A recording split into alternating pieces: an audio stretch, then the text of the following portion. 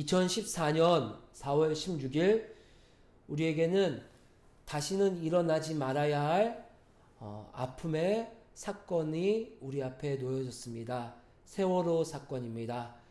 그 세월호 배에 전체 탑승자 476명이 탑승하여 그 사건으로 말미암아 299명의 사람이 목숨을 잃었고 5명의 실종자가 발생한 사건입니다. 처음 이 세월호 사건이 발생하였을 때 많은 기술자들, 많은 과학자들이 이렇게까지 많은 사람이 희생될 사건은 아니었었다라고 말을 하고 있습니다. 하지만 한 그룹도 소수의 잘못된 결정으로 말미암아 우리 곁에 304명의 귀한 생명들을 잃은 경험을 우리는 직접적인 또는 간접적인 경험을 하게 되었습니다. 다시는 일어나서는 안 되는 일이고 다시는 일어나서는 안 되는 소수의 결정입니다. 한 사람의 잘못된, 한 그룹의 잘못된 결정의 영향력으로 말미암아 304명의 사람이 희생한 사건. 반면에 여러분 우리나라의 성웅, 장군 하면은 떠오르는 한 명의 사람이 있을 것입니다. 이순신 장군입니다. 이순신 장군. 우리나라에서 이순신 장군의 전기가 집필된 것은요, 1908년도 단재 신채호 선생님이 집필한 전기입니다. 1908년도에 이르러서 이순신 장군의 전기가 집필된 것입니다. 우리나라에서. 그런데 이보다 16년 앞서서 이순신 장군의 전기가 기록된 나라가 있습니다. 그 나라가 어딜까요? 바로 일본입니다. 일본. 이순신 장군으로 인하여서 가장 큰 패배를, 치욕스러운 패배를 떠안은 나라에서 가장 먼저 이순신 장군의 전기를 집필한 것입니다. 일본의 많은 석학들이 그 전기를 집필하면서 그 내용들 가운데 세 가지의 참 마음을 울리는 대목이 있어서 그 내용 가운데 세 가지를 여러분들에게 인용해 드리고 싶습니다. 3명 중에 한 명의 그 석학이 이런 말을 기록했습니다. 넬슨 제독은 이순신 장군에 도저히 미치지 못한다. 또 한 명의 석학은 이순신 장군에 대해서 이렇게 말했습니다. 이순신 조선의 운명을 구하다. 또 한 명의 석학은 이렇게 기록했습니다. 조선의 안녕은 이순신 덕분이었다. 이 3명의 기록된 이 문장은 우리나라 사람이 기록한 것이 아니라 일본 사람이 기록한 내용의 글입니다. 적국의 장군이었음에도 불구하고 이순신 장군으로 말미암아 거둔 그 패배가 너무나도 그들 마음 가운데 큰 폭풍과 같은 인사이트를 주었기 때문에 비록 적국의 장군이지만 이렇게 기록된 것입니다. 왜 그렇게 기록되었을까요? 그것은 다름이 아니라 일본이 누가 보아도 일본이 조선이라는 나라를 침략하여서 이제 전쟁의 승리를 코앞에 두었지만 이순신 장군 한 명으로 말미암아 조선 침략을 성공하지 못한 것들을 그 원인을 이순신 장군으로부터 찾아내었기 때문에 비록 적국의 장수이지만 비록 우리에게 패배를 준 장수이지만 그의 업적을 기억하여 이렇게 글로 남겼다라는 것입니다. 둘 다 똑같은 나라에서 일어난 사건입니다.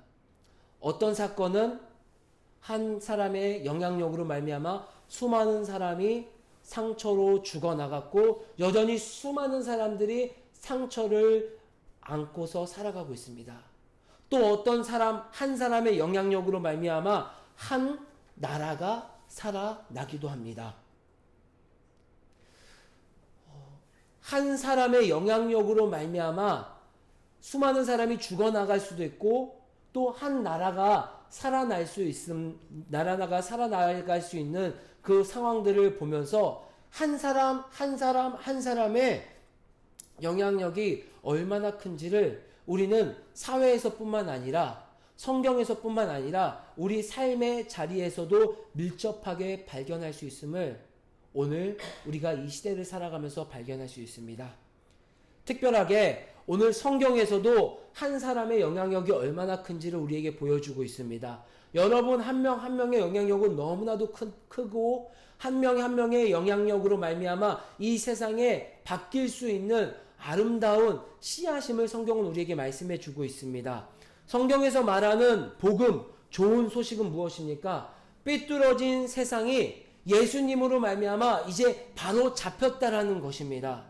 우리 모두는 예수님 안에서 한 백성이고 이 뒤틀려져 있는 세상, 하나님이 디자인하지 않은 이 세상, 하나님이 디자인한 세상, 하나님이 그린 세상과는 반대로 가는 그 세상을 이제 원 궤도로 옮기는 그 소식을 가져오신 분이 예수님이다라는 것을 복음이다라고 성경은 우리에게 말씀하고 있습니다. 여전히 세상은 그들이 기대하고 있는 소망들이 있습니다. 그들이 기대하고 있는 세상이 있습니다. 그들이 그리고 있는 그림들이 있습니다. 그것을 톰 라이트라는 학자는 이렇게 말하고 있습니다. 톰 라이트라는 학자는 세상은 서구의 문화의 영향을 받아서 이 세상은 하나님을 배제한, 하나님이 없어도 그들만이 그리는 세상으로 이끌어가고 있다라고 말하고 있습니다. 그것을 굳이 기억하지 않아도 되지만 에피쿠로스 학파라는 그런 학파에서 주장하는 바대로 하늘은 하늘의 것으로, 땅은 땅의 것으로, 하나님은 하늘에서만 계시고 하늘에서만 일하시고 이 땅은 우리가 알아서 우리끼리만 이끌어 가겠습니다라는 그 사상이 어느 순간 이 시대의 문화 속에 스며들어 가져 있고 오늘날 이 시대를 살아가는 모든 사람들에게 또 하나님을 배제한 삶이, 그 문화가 더 우월하고 더 맞다라는 인식을 가진 시대를 톰 라이트는 비평하고 있고, 그것에 대하여서 우리로 하여금 하나님은 그 삐뚤어진 세상을 온전한 세상으로 바꿀 수 있는 동역자로 저와 우리들을 불렀다라고 주장하고 있습니다. 한편으로는 참 많은 공감이 되고 있고, 우리가 어떠한 부분에 있어서는 우리 역시도 그러한 부분에 있어서 동역자로서 부르심을 기억해야 되는 부분들은 우리가 취해야 된다라는 것을 생각하게 됩니다. 예수님을 통하여서 하나님의 나라가 이 땅에 들어왔고, 예수님을 통하여서 이 땅이 회복된 그 소식들을 전할 의무가 우리들에게 주어졌다라는 것이에요. 단순하게 우리만 잘 먹고 잘 사는 것이 아니라 내가 누렸던 하나님 나라, 여러분들이 머물고 있는 그 곳곳에서 하나님의 통치가 회복되어지는 아름다운, 또 귀한, 어떻게 보면 무거운 책임을 목사에게만 준 것이 아니라 여러분 한 명 한 명에게도 준 것이다 라고 말씀해 주고 있는 것입니다. 특별히 오늘 본문에서도요, 이러한 한 사람의 영향력이 얼마나 큰지를 대조적으로 우리에게 보여주고 말씀해 주고 있습니다. 우리 사도행전 27장 1절로 3절의 말씀 한번 살펴보도록 할까요? 27장 1절로 3절의 말씀입니다. 같이 읽어보겠습니다. 시작. 우리가 배를 타고 이달리아에 가기로 작정됨에 바울과 다른 죄수 몇 사람을 아구스도대의 백부장 율리오란 사람에게 맡기니 아시아 해변 각처로 가려 하는 아드라무테노 배에 우리가 올라 항해할세. 마게도냐의 데살로니가 사람 아리스다고도 함께하니라. 이튿날 시돈에 대니 율리오가 바울을 친절히 대하여 친구들에게 가서 대접받기를 허락하더니 아멘. 삐뚤어진 세상 속에서 하나님 없이도 이 세상을 완벽하게 자신들이 원하는 그림대로 그릴 수 있고, 그 그림 속에서 살아가고 있는 사람의 대표격인 오늘 백부장 율리오가 27장 1절로 3절에서 나옵니다. 예수님이 없어도 괜찮은 사람들입니다. 하나님이 우리에게 회복하시기로 말씀하신 그 하나님 나라가 그들에게는 더 이상 중요하지 않고, 그들이 꿈꾸는 유토피아를 꿈꾸며 살아가는 그룹의 대표적인 모습이 백부장 율리오입니다. 그런데 27장 1절로 3절의 모습을 보면요, 전혀 우리와는 별반 다름없어 보이는 사람들의 모습입니다. 백부장 율리오는 죄수들을 로마로 데려가는 목적을 가지고 배에 탑니다. 일반적이지 않게 죄수 신분을 가진 자에게 죄수의 모습으로 탄 바울에게 친절을 대하고 또 그의 편의를 많이 맞춰주어서 그가 필요한 것들을 공급받을 수 있는 선행을 베푸는 모습을 보입니다. 여기까지의 모습은요, 오히려 우리 그리스도인들에게는 발견되지 않는 모습이기도 하고요, 때로는 그리스도인들이 닮아야 하는 모습이기도 합니다. 참 우픈 이야기이기도 합니다. 요새 코로나 바이러스 때문에 마스크가 수급이 잘 되고 있지 않다라고 합니다.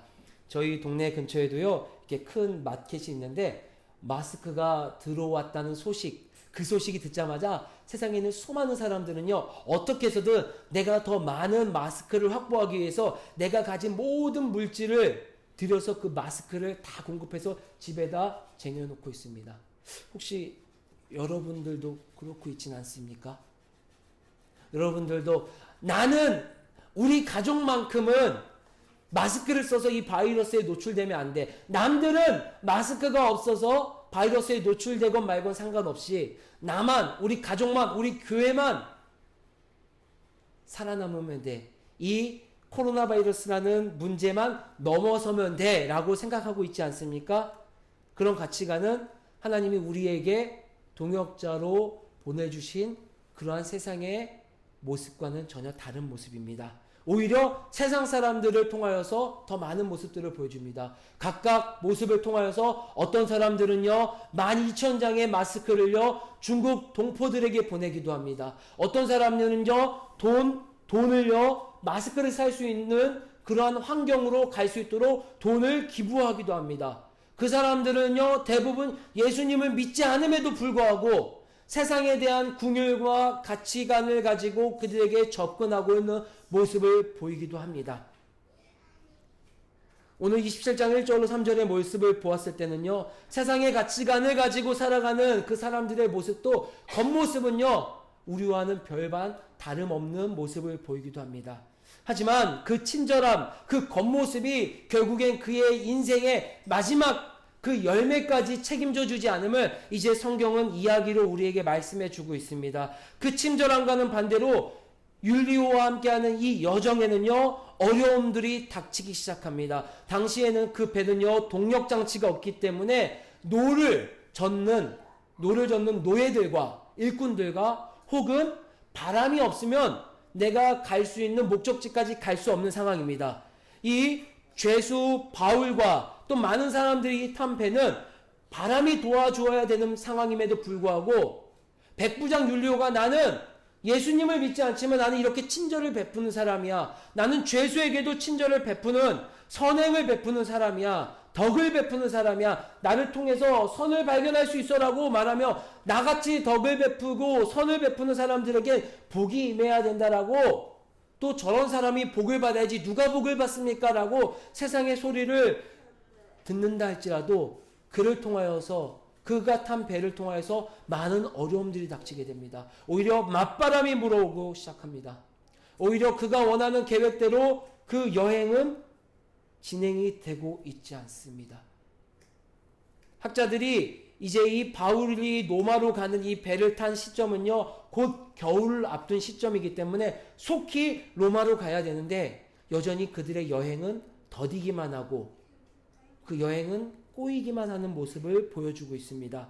그 상황 가운데서 바울은 그들에게 권면합니다.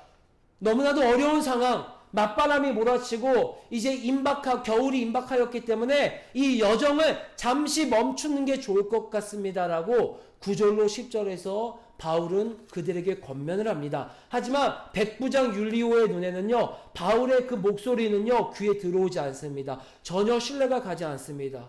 당연히 저 같아도 신뢰가 되지 않을 것 같아요. 뱃사람도 아니고 배에 대해서 잘 모르는 사람인데 당연히 우리가 율리오가 되어도 당연히 우리는요 백길에 있어서 더 지식이 많고 더 경험이 많은 선장과 선주의 말에 귀를 기울일 수밖에 없습니다. 백부장 율리오 역시도요 선장과 선주의 말에 귀를 기울여 그들이 원하는 대로 항해를 멈추지 않고 시작합니다. 얼마 지나지 않아서 그들의 그 여정 가운데 난관이 놓이게 됩니다. 우리 13절 말씀 한번 읽어볼까요? 13절 말씀. 많은 사람들은 율리오의 결정을 보고서 와, 잘했습니다, 박수를 치고 나도 율리오처럼 본받아서 율리오와 같은 결정을 내려야 될 거다라고 생각을 할 수도 있습니다. 13절 말씀 함께 읽어볼까요? 시작. 남풍이 순하게 불매 그들이 뜻을 이룰 줄 알고 닻을 감아 그의 대변을 끼고 항해하더니 모든 것이 순조롭게 진행되는 것 같아요. 그런데 얼마 안 돼요. 말도 안 되는 유라굴로라는 광풍이 몰아칩니다.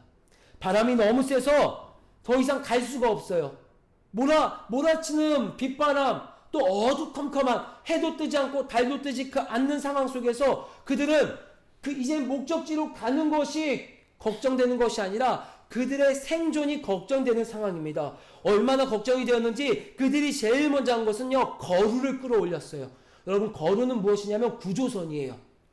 구조선. 여러분, 타이타닉이라는 영화를 보셨습니까? 타이타닉이 침몰을 했을 때 여자들과 약자들 우선으로 준비된 작은 구조선에 태워서 먼저 내렸던 그 가장 작은 구조선, 최후의 보루로 있는 그 구조선을요, 끌어올린 거예요. 작은 구조선. 그것은 무슨 뜻이에요? 마지막을 준비한다라는 거예요. 우리가 탄 배가 침몰할 수도 있으니까 이 거루만은 내가 챙겨서 목숨을 보존해야겠다라는 생각이 드는 거예요. 그리고 나서 어떻게 했습니까? 그럼에도 불구하고 배가 여전히 흔들리고 있기 때문에 이제 선체를 강화하기 위해서 줄들로 배를 꽁꽁 묶습니다. 만들었던 널판들이 새지 않을 수 있도록, 물이 새들어오지 않을 수 있도록 사람들은요, 그 앞에 두려워하고 있습니다. 불필요한 돛, 불필요한 연장, 불필요한 물건들 다 내리게, 다 배 밖으로 버리고, 해도 보이지 않고 달도 보이지 않아 내가 지금 어디에 있는지, 여전히 바람은 몰아치고 있고 여전히 컴컴하고 여전히 비는 내리고 있는 그 어둠, 그 두려움 상황에서 이제 나는 죽겠구나 라고 생각하는 그러한 위기가 그들 앞에 놓이게 된 것입니다. 백부장 율리오 선장 선주의 잘못된 결정으로 수백의 목숨과 재산이 이를 위기에 처해지게 되었습니다. 반면에 한 사람 바울, 그 바울의 영향력으로 말미암아 배의 인원 전체가 살릴 수 있는 첫발을 내딛게 됩니다. 오늘 27장 말씀을 읽어보았으면은 바울이 신통해서, 바울이 영역이 있어서 이 모든 문제를 통찰력 있게 보아서 이제 하나님이 우리를 구원해 주실 것입니다, 하나님이 우리를 보호해 주실 것입니다 라고 말했을까요? 그랬다면 앞선 백부장과 결과만 다를 뿐이지 과정은 똑같은 상황일 뿐입니다. 한 사람 바울이 사람을 살릴 수 있었던 영향력을 미친 데에는요, 그가 이 땅에, 그가 그 배 위에, 그가 죄수로서 부르심을 명확하게 알고 있었기 때문입니다. 하나님의 동역자로서 이제 내가 이 배에 있는 사람들 뿐만 아니라 저 로마에 도착해서도 하나님의 영향력으로 삐뚤어진 세상 가운데서 하나님의 나라가 회복되는 선한 영향력을 미치는 도구로 내가 사용되어짐을 알고 있었기 때문에, 또 그렇게 나에게 그 부르심을 부탁한 하나님을 신뢰했기 때문에 그 신뢰함으로 말미암아 바울은 그들 앞에 서서 외칠 수 있었던 것입니다. 23절로 25절의 말씀 함께 읽어볼까요? 27장 23절로 25절의 말씀입니다. 시작. 내가 속한 바 곧 내가 섬기는 하나님의 사자가 어젯밤에 내 곁에 서서 말하되, 바울아 두려워하지 말라. 네가 가이사 앞에 서야 하겠고 또 하나님께서 너와 함께 항해하는 자를 다 내게 주셨다 하였으니, 그러므로 여러분이여 안심하라. 나는 내게 말씀하신 그대로 되리라고 하나님을 믿느라. 아멘. 여러분 지금 생각해 보세요. 불난 집에 가서 기름을 붓는 격이에요. 사람들은 잘못된 선택으로 말미암아 처음에 바울의 말을 들어서 우리가 항해하지 않았으면 이렇게 위험하지 않았을까 이렇게 우리가 지금처럼 목숨을 잃지 않을 수도 있지 않겠습니까? 라고 선장과 선주를 공격하고 있었을지도 몰라요. 그 상황 가운데 바울이 나타나서 말하는 거예요. 이제 왜 내 말을 듣지 않았습니까? 내가 그때 시작할 때 여행을 가지 말라고 말하지 않았습니까? 오히려 이 말하는 것 자체가 바울로서는요, 리스크를 감수할 만한 위기에 처한 상황입니다. 근데 그 상황 속에서도요, 바울은 당당하게 말하는 거예요. 왜? 바울을 통하여서 하나님께서 일하시고, 바울을 통하여서 하나님께서 계획하신 그 일들을 바울은 신뢰했기 때문이에요. 바울은 믿었기 때문이에요. 세상 수많은 사람들의 질시, 야, 그래서 네가 그때 말한 것대로 우리가 하지 않아서 지금 너가 잘했다는 거야 라는 오해를 받을지언정 바울은 자신을 통한 자신의 부르심을 명확하게 알았기에 그 하나님을 믿었고 신뢰했기에 나갈 수 있었던 거예요. 사도행전 19장 21절 말씀 읽어볼까요? 바울은요, 이번 한 번만 하나님의 음성을 듣고 간 것이 아니에요. 계속해서 바울을 향한 하나님의 계획을 알았기 때문에 바울을 통해서 어떤 영향력을 사람들에게 미쳐야 되는지를 바울은 그 길을 알고 갔기에 바울은 사람 앞에서도 말할 수 있었던 것입니다. 사도행전 19장 21절 말씀 읽어볼까요? 시작. 이 일이 있은 후에 바울이 마게도냐와 아가야를 거쳐 예루살렘에 가기로 작정하여 이르되 내가 거기 갔다가 후에 로마도 보아야 하리라 하고. 아멘. 23장 11절 말씀을 제가 읽어보겠습니다. 그날 밤에 주께서 바울 곁에 서서 이르시되 담대하라. 네가 예루살렘에서 나의 일을 증언한 것 같이 로마에서도 증언하여야 하리라 하시니라. 아멘. 바울은요, 이 땅에 하나님의 동역자로 부르심 받은 것을 알았어요. 하나님은요, 우리에게 갑과 을의 모습으로 나타나지 않아요. 하나님은 갑으로서 여러분들에게 무엇인가를 지시하지 않아요. 하나님은요, 우리에게 파트너십을 맺어요. 그래서 우리에게 동역자로서 여러분들을 불러주시는 거예요. 그 부르심을 명확하게 한 바울은요, 그 하나님을 신뢰하고 이 땅에 예수 그리스도가 왕으로, 이 땅에 예수 그리스도가 왕으로서 제대로 자리 잡을 때 하나님의 나라가 회복되고 잘못된 세상으로 가는 그 가치관들이 온전한 가치관으로 서 나가고 있다는 것을 바울은 알기 때문에 나아갈 수 있었다는 거예요. 그런데 여러분, 여기서 우리가 기억해야 될 부분이 있어요. 세상 사람들은요, 오늘 바울과 같은 자들의 모습, 부르심을요, 교회 안에 있고 저 세상에 사는 사람들은 율리오와 같은 자의 모습이라고 생각하고 있어요.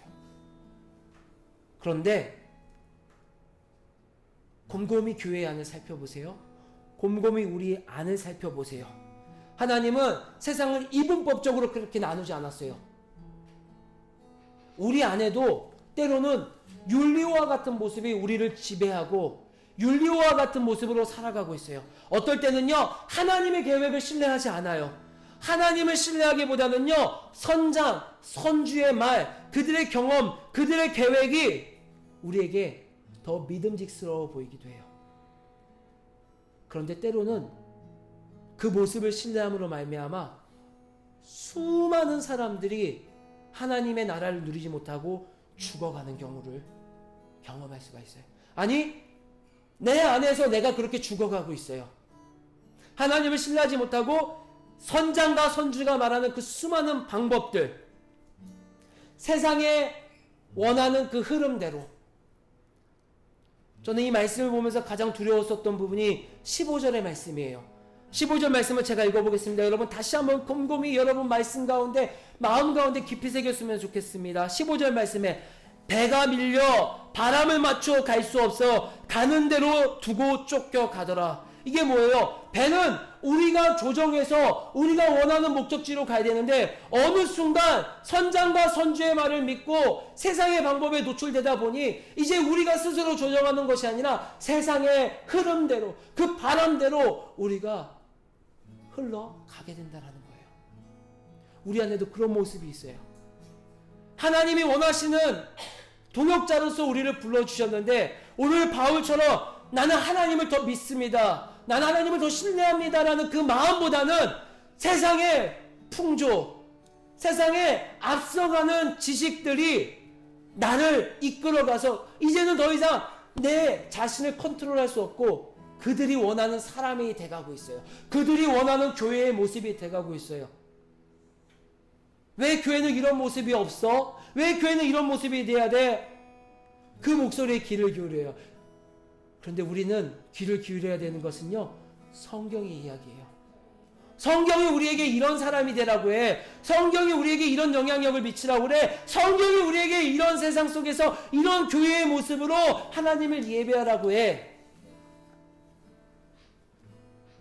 여러분 한 명 한 명을요 그렇게 불러주셨어요.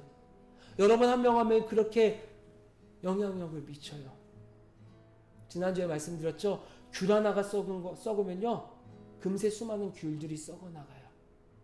여러분 한 명이요 선한 영향력을 미치면요 우리 눈에는요 미비한 것 같고 변화되는 것 같지도 않지만 하나님 나라의 관점으로 보면요 서서히 여러분 주변이 세상의 삐뚤어진 가치관이 아니라 하나님 나라의 가치관으로 하나님이 디자인한 세상의 모습으로 회복되어 가고 있습니다.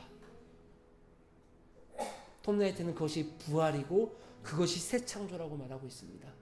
여러분 한 사람의 영향력, 여러분 한 명 한 명의 영향력으로 이 세상이 예수님의 그 아름다운 이름을 누리며 아름다운 통치 가운데서 발견되었으면 좋겠습니다.